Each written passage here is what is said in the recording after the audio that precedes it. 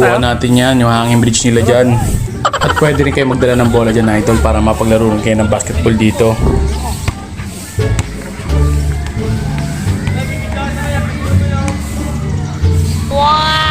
At kung ayaw mo naman maglaro mga idol, pwede ka na magduyan-duyan dito sa kahoy na malaki.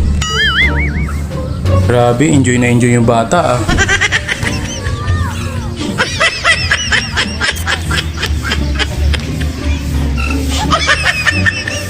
Tontoy, parang wala pang anak oh. Dito idol sa taas, makikita mo rin yan. Pwede ka rin mag-book dyan sa bahay na malaki na yan. Pero siguro mas mahalan siguro dyan kasi may aircon. Dito idol, meron din silang simbahan. Pwede ka rin magdasal dito mga idol. Welcome ang lahat dyan. Kaya tara, magpasalamat muna tayo sa kanya.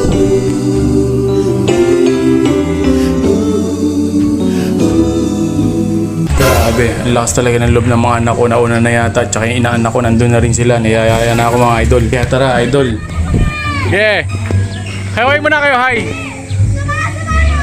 Bago ka makarating dun sa taas mga idol, yan muna yung dadaanan mo. Yan, yung bakal na pataas na yan. Diyan ka pupunta mga idol, pataas lang yan. Dire-diretso lang ba? Pag nandiyan ka na mga idol, tignan mo yung napaka mo mga idol. Kasi iba medyo kinikalawang na. Bilis naman makita na misis, nauna pa pala sa akin. Yan na sila oh. At dito mga idol, medyo napapagod na rin ako. Dahil natarik-tarik din pala to.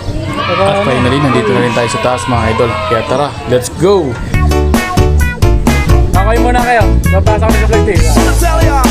Sarap lagi na pilit pag siya ay nasa tabi.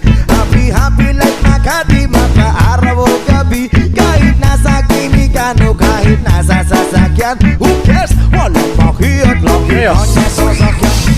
Happy kami mula Linggo hanggang Lunes. Nang bigla siya napaalam, papunta daw sa US. 2 linggo sa LA, 2 linggo sa Manhattan. Isang ban walang kwentuhan, isang ban walang sundutan. Pagbalik sa Maynila, ako ay nananabik. Mabaliw-baliw ako sa kanyang mga alik. Okay lang di maiwasan na mamiss minsan-minsan, pero pagka